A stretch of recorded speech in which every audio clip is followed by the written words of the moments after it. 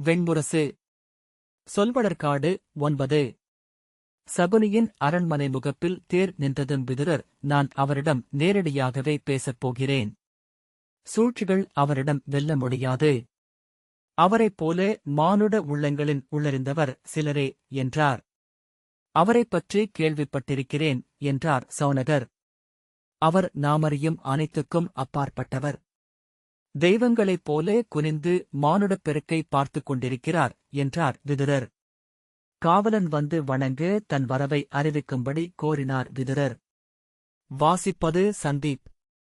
ஏவலன் வந்து அழைத்துச் செல்ல அவர்கள் மேலேறிச் சென்றபோது அந்த அரண்மனை குளிர்ந்து அமைதியில் மூழ்கிக் கிடப்பதை உணர்ந்தனர். எதிரொலிகள் கூட தூண்களிலும் சுவர்களிலும் நிறைந்திருந்த தன்மையில் முட்டி மறைந்தன. எங்கோ எவரோ பேசுவது மெல்லிய முணுமுணுப்பாக கேட்டது.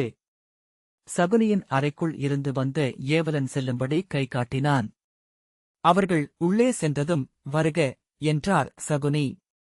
கணிகர் மெல்ல முனகியபடி அசைந்தமர்ந்து வருக அமைச்சர்களே என்றார். அமர்ந்ததும் விதுரர் நேரடியாக, நான் உங்களிருவரிடமும் முறையிடுவதற்காக வந்தேன் என்றார். மெல்ல சிரித்து, ஆம், அங்கிருந்து இங்குதான் வருவீர்கள் என எண்ணினேன் என்றார் கணிகர். நாங்கள் செல்வதற்கு வேறு இடமில்லை என்றார் விதுரர். ஆம், பீஷ்மபிதாமகரிடம் நீங்கள் சென்று சொல்வதற்கேதுமில்லை என்று கணிகர் சொன்னார். விதுரர், அவர் முதிர்ந்து விலகிவிட்டார். இம்முடிவை ஏன் எடுத்தாரென அவரால் சொல்ல முடியுமென நான் நினைக்கவுமில்லை என்றார். இல்லை, இப்போதுதான் அவரால் தெளிவாக சொல்ல முடியுமென நினைக்கிறேன் என்றார் கணிகர். ஏனென்றால் அம்முடிவை எடுத்தமை குறித்து எண்ணி எண்ணி சொல் சேர்த்துக் கொண்டிருப்பார். அவற்றைச் சொல்ல ஆழ்தேடிக் கொண்டுமிருக்கக்கூடும். சகுனி புன்னகை புரிந்தார்.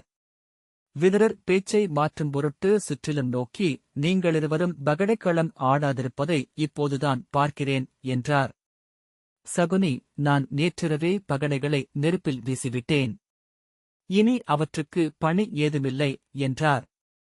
கணிகரும் சிரித்தபடி, ஆம், எனக்கும் எதிரியிலாது ஆடுவதில் ஆர்வமில்லை என்றார்.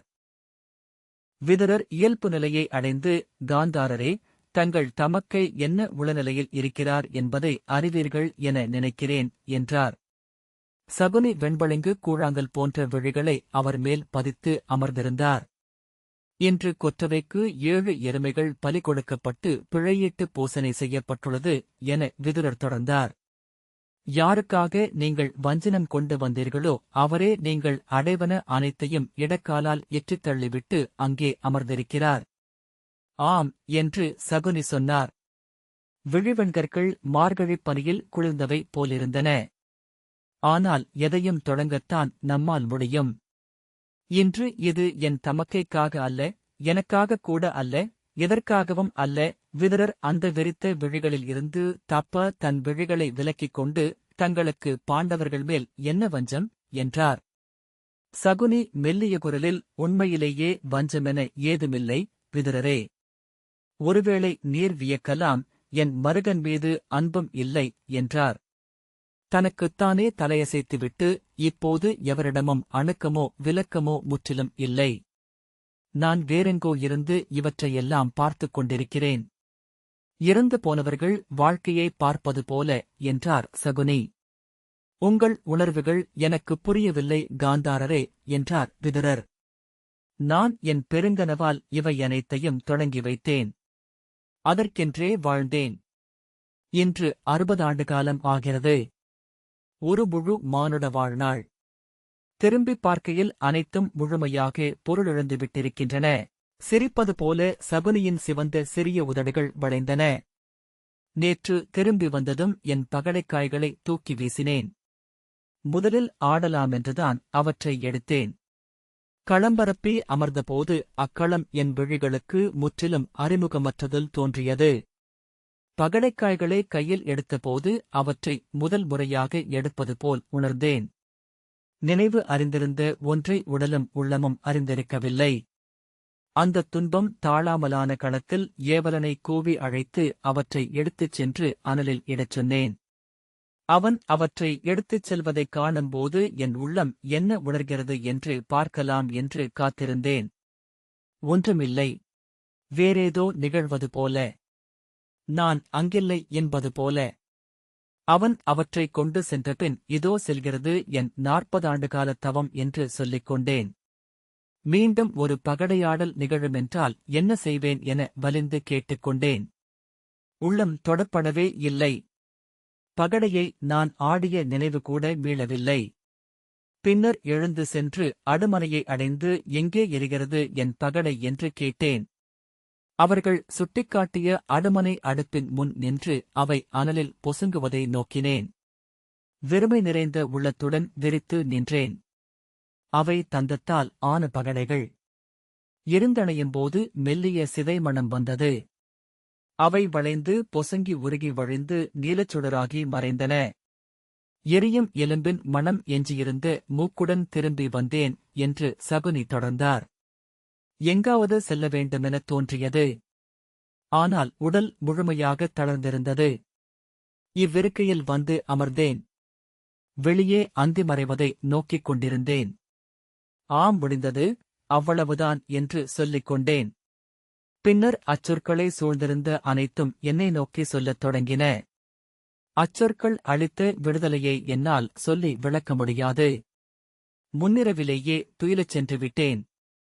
இந்தப் பீடத்திலிருந்து எழுந்து படுக்கை வரை செல்வது கூட கடினமாக இருந்தது. என் உடல் எடை மிகுந்து கால்கள் குழைந்தன. கண்ணிமைகள் சரிந்து பாதி மூடியிருந்தன. படுக்கையில் விழுந்ததும் மிதக்கும் உணர்வைப் பெற்றேன். ஒரு சொல் இல்லாத அமைதி. சகுனியின் குரல் தணிந்து வந்தது. துயிலுக்குள் இருந்தே அவர் பேசிக் கொண்டிருப்பது போல. விதுரரே, நான் நினைவறிந்த நாள் முதல் அப்படி ஒரு அமைதியான முன்துயில் பொழுதை அறிந்ததில்லை. மெல்லிய ரீங்காரத்துடன் ஒவ்வொன்றும் உருகியிணைந்து கொண்டிருந்தன. ஆழ்ந்த உறக்கம். இன்று காலை நன்கு பொழுது விடிந்தபின் கணிகர் வந்து அழைத்த போதுதான் விழித்துக் கொண்டேன் என்றார் சகுனி. என் வாழ்க்கையின் ஒரு பகுதி முடிந்தது. அப்பகுதியின் உணர்வுகளும் இலக்குகளும் எதுவும் இங்கு ஒரு பொருட்டல்ல. இங்கிருக்கையில் எனக்கு ஒன்றே முதன்மையானது. நான் இருக்கிறேன். இதுவாக, இவ்வாறாக. இந்த பீடம் பீடமாக இருப்பது போல, அந்த மரம் மரமாக இருப்பது போல. நான் சகுனி. என் இயல்பெதுவோ அதுவாக இங்கிருக்கவே வந்தேன். இதன் இயல்பும் இலக்கும் என்னால் புரிந்து கொள்ளக்கூடியவையே அல்ல. நான் முழுமையாக இருப்பது மட்டுமே என்னால் செய்யக்கூடுவது. ஆகவே நான் சகுனியாகவே இருப்பேன். எதன் பொருட்டும் துயிர்கொள்ளப் போவதில்லை. இரக்கமோ அச்சமோ அறவுணர்வோ என்னுள் இழப்போவதில்லை. ஏனென்றால் நான் சகுனி. என் செயல்கள் என்னுடையவை அல்ல. ஓநாய் ஊன்கிழித்து உண்பது போல, கரையான் மாளிகைகளை கரைத்தழிப்பது போல இது என் கடன். எனவே நான் பழுசூடவோ இழிவடையவோ தயங்கவும் போவதில்லை. அவர் எவரிடமோ பேசுவது போலிருந்தது. குளிர்விழிகள் அசையாது நாட்டியிருந்தன. சௌனகர் அவற்றைத் தவிர்த்து வெளியே பொழிந்து கொண்டிருந்த வெயிலை நோக்கிக் கொண்டிருந்தார். வெள்ளிப்பெருக்காக பின்காலை. வழக்கமாக அஸ்தினபுரி செயல்வெறி கொள்ளும் நேரம். ஆனால் நகரம் அமைதியாகக் கிடந்தது. இறப்பு நிகழ்ந்து வீட்டின் 2வது நாள் வெறுமை திகழ்ந்தது தெருக்களில். சகுனி அமைதி அடைந்ததும் அறைக்குள் ஒலியின்மை பெருகி எடை கொண்டது. அசைந்து அதை கலைத்து, தங்கள் செயல்களுக்குப் பொருளில்லை என்றால் இனி ஏன் இவற்றை செய்ய வேண்டும்? இந்த ஆடலில் இருந்து விலகிக் கொள்ளுங்கள். நீங்கள் விலகிக் கொண்டாலே அனைத்தும் முழுமை பெற்றுவிடும் என்றார் விதுரர். இல்லை, இந்த ஆடலே நான். ஆடாதபோது நான் இல்லை என்று பொருள். உயிரிடலுடன் எஞ்சுவது வரை முழுவிரைவுடன் இவ்வாடலிலேயே இருப்பேன் என்று சொல்லி சகுனி மீண்டும் இதழ்வளைய புன்னகை செய்தார். என்ன செய்யவிருக்கிறீர்கள் என்றார் விதுரர் சினத்துடன். என் இலக்கு அவ்வாறேதான் இருக்கிறது. அதை நான் மாற்ற முடியாது. ஏனென்றால் என் உடலையும் உயிரையும் அந்த அச்சிலேயே வார்த்து இறுக்கி எடுத்திருக்கிறேன் என்று சகுனி சொன்னார். என் மருகன் பேரரசன் ஆக வேண்டும். பாரதவர்ஷத்தை ஆள வேண்டும். விதுரரின் உடலில் வந்த அந்த மெல்லிய அசைவை அச்சமென சௌனகர் அறிந்தார். சகுனி எவ்வுணர்ச்சியும் தெரியாத குரலில் தொடர்ந்தார். அவன் எதிரிகள் முற்றழிய வேண்டும். தடம்கூட எஞ்சாது. எவராக இருப்பினும். விதுரர் தன்னிலை மறந்து உரக்க, அது நிகழப்போவதில்லை. கேட்டீரல்லவா பீமனின் வஞ்சினத்தை. மருகன் உடல் பிளந்து களம்படுவான். அவன் 100 உடன் பிறந்தாரும் குருதி கொட்டி மடிவார்கள். வெறும் அழிவு. அது மட்டுமே எஞ்சப் போகிறது. காந்தாரரே, சில சொற்கள் இதழ் மீறி வெளிவருகையிலேயே தெய்வங்களாகி நிலை கொள்ளத் தொடங்கிவிடுகின்றன. அத்தகைய சொற்கள் அவை. அதை உணராத ஒரு மானுட உள்ளமேனும் அவையில் இருந்திருக்குமென நான் எண்ணவில்லை. அது நிகழ்ந்தாலும் எனக்கு எந்தத் துயரமில்லை என்று சகுனி விழியின் ஒளி கூர்ந்து நிற்க மெல்லிய குரலில் சொன்னார். நான் என் பணியை செய்கிறேன். அதன் பயனை முடிவு செய்ய வேண்டியது பெருவெளியை ஆளும் வல்லமைகள். அவர் இதழ்கள் மீண்டும் இளநகையில் வளைந்தன. கேட்டிருப்பீர்கள், வேதாந்திகளின் சொற்றொடர் அது. நான் என் செயலை பற்றின்றி ஆற்றுபவன். எனவே யோகி. விதுரர் பெருமூச்சுடன் மெல்ல தளர்ந்தார். கணிகர் இருமும் ஒலி அக்கூடத்தை நிறைத்தபடி ஒலித்தது. கால்களை நீட்டி உடலை இயல்பாக்கிக் கொண்டு சௌனகரை நோக்கினார். இவரை முன்னரே அறிமுகம் செய்திருப்பீர்கள் கணிகரே, இந்திரபிரஸ்தத்தின் அமைச்சர் என்றார். கணிகர், நாம் ஓரிரு சொற்கள் பேசவும் வாய்ப்பு கிடைத்தது என்றார். சௌனகர், ஆம் என்றார். காந்தாரரின் ஆசிரியரை சந்திக்கும் பேறு பெற்றேன். கணிகரே, இனி நீங்கள் முடிவு செய்ய வேண்டும் என்றார் விதுரர். போர் ஒன்று நிகழ வேண்டும் என நீங்கள் விழைந்தால் அதுவே நிகழட்டும். ஆனால் நீங்கள் அறிந்த ஒன்றுண்டு, எங்கள் தரப்பில் இளைய யாதவர் களமிறங்கினால் பீஷ்மரே ஆயினும் நீங்கள் வெல்ல இயலாது. கணிகர் சிரித்து உடல் குலுங்கினார். அவர் களமிறங்க வேண்டுமென்றால் நேற்றே இங்கு வந்திருக்க வேண்டும். நேற்று அவை கூடுவதற்கு முன்னரே என்றார். கண்கள் இடுங்க விதுரரை நோக்கி களமிறங்கவும் செய்தார். நுண்ணிய கண்களால் நான் அவரைக் கண்டேன் என்றார். சௌனகரின் உள்ளம் சிலிர்ப்பு கொண்டது. ஆனால் இப்போரில் அவர் இல்லை. அவரை நம்பி நீங்கள் படை திரட்ட வேண்டியதில்லை என்றார். அதை முன்னரே உணர்ந்திருந்தவர் போல விதுரர் பெருமூச்சுடன் பேசாமலிருந்தார். நீங்கள் இங்கு வருவதற்கு முன்னரே பேரரசரின் தூதனாக யுயுத்சு என்னிடம் வந்திருந்தார் என்றார் கணிகர். விதுரர் திகைப்புடன் நிமிர்ந்து நோக்கினார். பாண்டவர்கள் அடிமையாவதை எவ்வகையிலும் ஏற்க முடியாது என்று பேரரசர் என்னிடம் சொன்னார். அதை மட்டும் தவிர்த்து எதைச் செய்வதாக இருந்தாலும் தனக்கு ஒப்புதலே என்றார். இல்லை, என்னிடம் பேரரசர் சொன்னது அதுவல்ல என்றார் விதுரர். அவர்கள் நாடாளலாகாது என்பதே ஆஸ்தனபுரியின் அரசரின் திட்டம் என்று நான் சொன்னேன். அவர்களை அடிமை கொள்ளும் அத்தருணம் மட்டுமே தேவை. அது நிகழ்ந்துவிட்டது. வெற்றி முழுமையாகிவிட்டது. இனி அவர்களை விடுதலை செய்வதுதான் நல்லது என்பதே என் எண்ணம் என்றார் கணிகர். ஏனென்றால் அவர்கள் அரசகுலத்து அடிமைகள். இனி அவர்களை தொழும்பர்மன்றில் பேணுவதென்பது இடர்களையே உருவாக்கும். அவர்களை தொழும்பர்களின் உடையில் தொடர்ந்து மக்கள் பார்ப்பது மக்கள் உள்ளங்களை அவர்கள் பால் திரும்பச் செய்யும். விதுரரின் முகம் வெறுப்புடன் சுருங்கியிருந்தது. கைகளால் பீடத்தின் பிடியை இறுகப் பற்றிக் கொண்டு மறுகணம் எழப்போகிறவர் போலிருந்தார். கணிகர், ஆனால் படைக்கலப் பயிற்சி கொண்ட அடிமைகளை விடுதலை செய்யும்போது சில நெறிகள் கடைபிடிக்கப்படுவதுண்டு. அவர்கள் காடுகளுக்குள் சென்று அங்கே தங்கள் வாழ்க்கையை அமைத்துக் கொள்ள வேண்டும். மக்கள் வாழும் பகுதிகள் எங்கும் தென்படக்கூடாது. 4 வருடத்திற்குரிய தொழில்களில் எதையும் அவர்கள் செய்யலாகாது என்றார். ஏனென்றால் எங்கு எதைச் செய்தாலும் அவர்களின் படைக்கலம் அவர்களை க்ஷத்திரியர்களாகவே ஆக்கும்.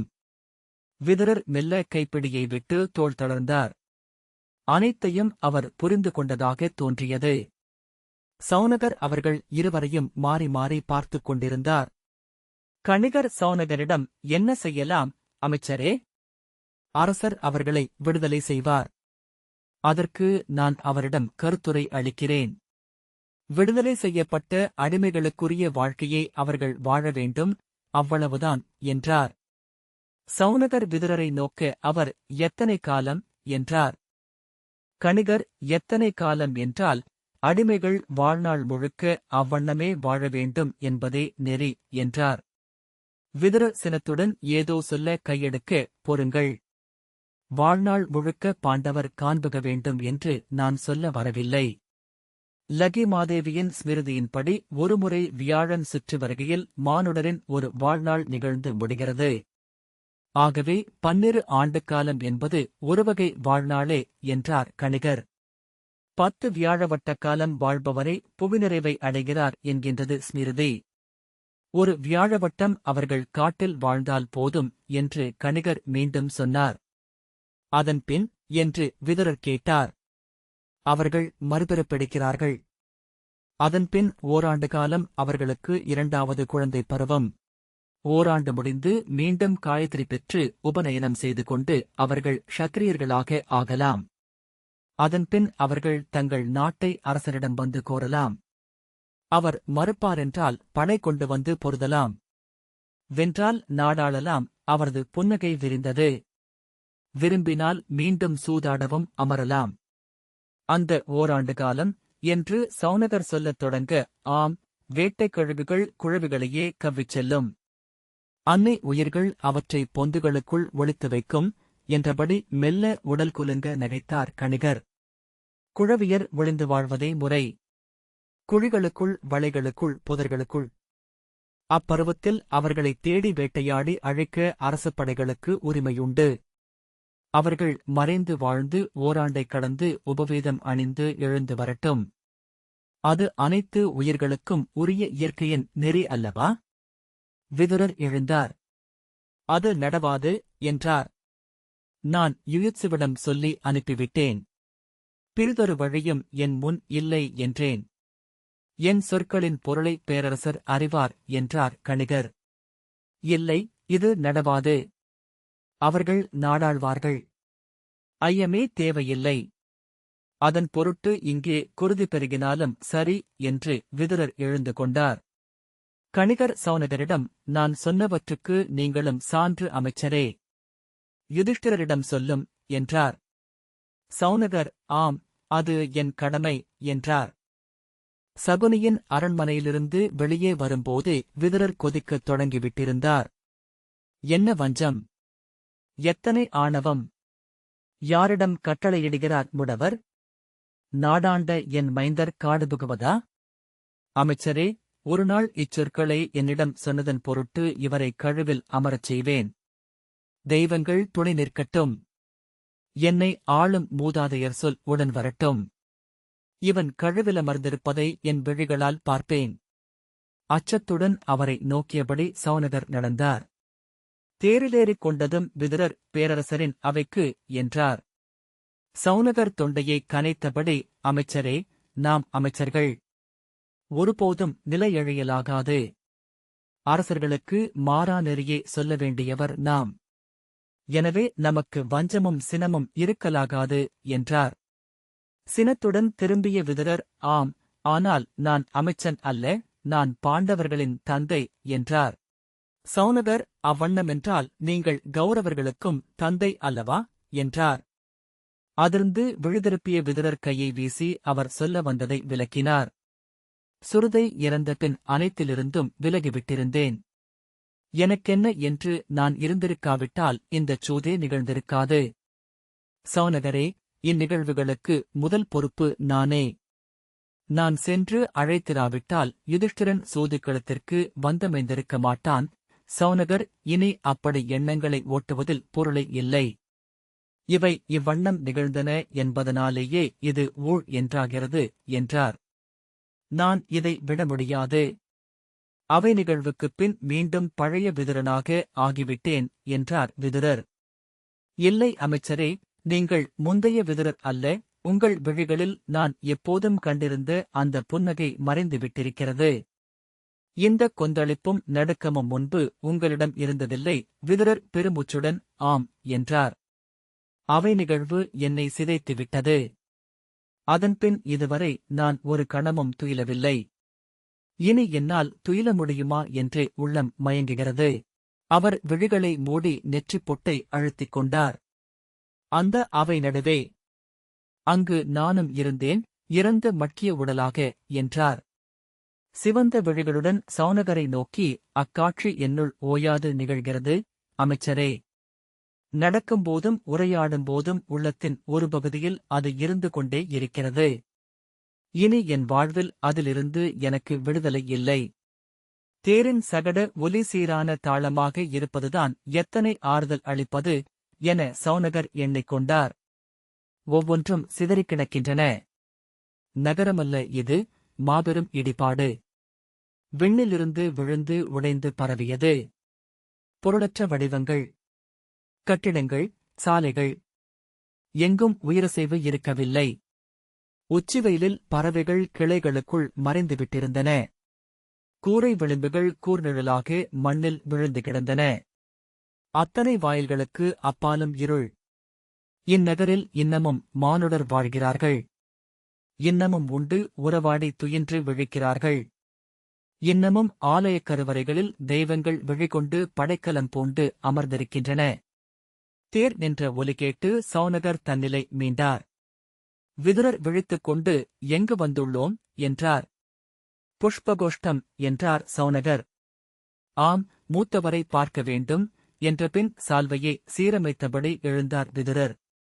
மூத்தவர் ஒருபோதும் இளையோர் காடேக வேண்டுமென ஆணையிடமாட்டார். அதன் பொருளென்ன என்று அவர் அறிவார். சௌனகர் அவரை நோக்க, அமைச்சரே, 12 வருடங்கள் என்றால் என்ன? முற்றிலும் புதிய ஒரு தலைமுறை உருவாகி வந்துவிடும். புதிய நோக்குகள், புதிய வழிகள். மீள்பவர்கள் அனைவரும் மறந்து போய்விட்டு ஓர் இறந்த காலத்தில் இருந்து எழுந்து வருகிறார்கள். அத்துடன் இன்று முனை கொண்டிருக்கும் அத்தனை அரசியல் இக்கட்டுகளும் இயல்பாக முட்டி மோதி முடிவு கண்டிருக்கும். வென்றவரும் தோற்றவரும் வகுக்கப்பட்டிருப்பார்கள் என்றார் சௌனகர். ஆம் என்றபின் விதுரர், அதை நான் ஒப்புக்கொள்ளப் போவதில்லை. ஒருபோதும் என் மைந்தர் காடேக மாட்டார்கள். அவர்களின் மண் அவர்களுக்குரியதாகவே இருக்கும் என்றார். இசைக்கூடத்தில் திருதராஷ்டிரர் இருந்தார்.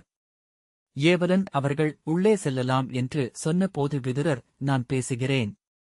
நீங்கள் தருமனின் செவி என உடனிருந்தால் போதும் என்றார். சௌனகர் தலையசைத்தார். மெத்தை வேய்ந்த தரையில் அவர்கள் தளர்ந்த கால்களுடன் நடந்தனர். இசைச்சூதர் மூவர் யாழும் குழலும் மீட்டிக் கொண்டிருக்க பீடத்தில் சாய்ந்தமர்ந்து விழிமூடி திருதராஷ்டிரர் கேட்டுக் கொண்டிருந்தார். அவர்கள் சென்று ஓசையிடாமல் பீடங்களில் அமர்ந்தனர். இசைக்கு ஏற்ப திருதராஷ்டிரின் உடலில் மெல்லிய அலை எழுவதை சௌனகர் நோக்கிக் கொண்டிருந்தார். பன்னிரவல் முடிந்ததும் முதற்சூதர் தலைவணங்கினார். நன்று என்று திருதராஷ்டிரர் முனகினார். காத்திருங்கள் பாணரே, சற்று நேரம், இப்பேச்சை முடித்துக் கொள்கிறேன் என்றார். அவர்கள் இசைக்கலங்களை அங்கேயே விட்டுவிட்டு ஆடையோசையுடன் எழுந்து விலகினர். அவர்கள் வெளியே சென்று கதவு மூடும் ஒலி கேட்டதுமே விதுரர் உரத்த குரலில், மூத்தவரே, நான் கணிகரை பார்க்கச் சென்றிருந்தேன். இங்கிருந்து யுயுத்சு ஒரு செய்தியுடன் சென்றதாகச் சொன்னார் என்றார். அவரை கையசைத்து மறித்த திருதராஷ்டிரர், ஆம், நானே அனுப்பினேன். ஒரு வெளியேறும் வழியை கண்டடையும்படி சொன்னேன் என்றார். ஆனால் அவர் சொல்வது என உரக்க மறித்து விதுரரை திருதராஷ்டிரர் மீண்டும் கையசைத்து தடுத்தார். அவர் சொல்வது மட்டுமே இப்போது ஒரே வழி. அவர்கள் காடுபுகட்டும். விதுரர், மூத்தவரே என்றார். வேறு வழியில்லை. அவர்கள் இங்கே தொழும்பராக இருப்பதை என்னால் ஏற்க முடியாது. 12 ஆண்டுக்காலம் அவர்கள் இங்கில்லை என்றால் அனைத்தும் இயல்பாகவே அடங்கிவிட்டிருக்கும். அடுத்த தலைமுறை மேலெழுந்து வந்திருக்கும். அதுவன்றி வேறேதும் உகந்த வழியென எனக்குத் தெரியவில்லை என்றார் திருதராஷ்டிரர். சினமெழுந்தவரைப் போல பல்லைக் கடித்து, எத்தனை காலம்? சொல்லப்போனால் இவர்கள் பிறப்பதற்கு முன்னரே இந்தப் பூசல் தொடங்கிவிட்டது. என்ற அனைத்தையும் செய்துவிட்டேன். ஒவ்வொரு நாளும் இதை அஞ்சி தெய்வங்களிடம் மன்றாடியபடியே வாழ்ந்து கொண்டிருந்தேன். என்ன செய்தாலும் எரியில் எண்ணெய் என இதை வளர்க்கவே செய்கிறது என்றார். ஆம், வேறு வழியே இல்லை. 13 ஆண்டுகாலம் இருதரப்பினரும் முழுமையாகவே விலகியிருக்கட்டும். ஒருவருக்கு பிறர் இல்லை என்றே அமையட்டும். அது ஒன்றே வழி. விதுரர் 12 ஆண்டுகளுக்குப் பின் என்று உரக்கக் கூவினார். 12 ஆண்டுகாலம் புடம் போட்ட நஞ்சாக அது எழும். எரியை அணைக்க வேண்டும். மூடி வைப்பது அறிவின்மை. திருதராஷ்டிரர், ஆம், நான் அறிவேன். ஆனால் 12 ஆண்டுகள்